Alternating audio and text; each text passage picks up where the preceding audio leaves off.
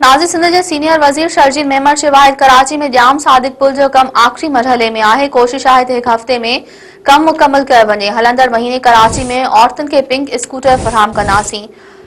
Senior सूबाई वज़ीर कराची में जाम सादिक पुल जे हलंदड़ कम जो जाइज़ो वठण बाद मीडिया सां ॻाल्हाईंदे शरजील मेमण चयो पीपल्स पार्टी हुकूमत अवाम खे सहूलियतूं फराहम करे रही आहे।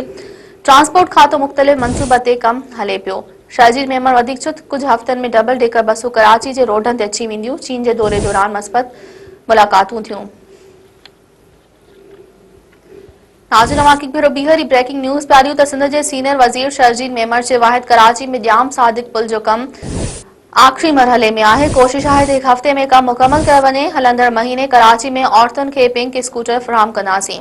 सीनियर सूबाई वज़ीर कराची में जाम सादिक पुल जे हलंदड़ कम जो जाइज़ो वठण बाद मीडिया सां ॻाल्हाईंदे शरजील मेमण चयो त पीपल्स पार्टी हुकूमत अवाम खे सहूलियतूं फराहम करे रही आहे। ट्रांसपोर्ट खातो मुख़्तलिफ़ मंसूबनि ते कम हले पियो। शरजील मेमण वधीक चयो त कुझु हफ़्तनि में डबल डेकर बसूं कराची जे रोडनि ते अची वेंदियूं। चीन जे दौरे दौरान मस्बत मुलाक़ातूं थियूं।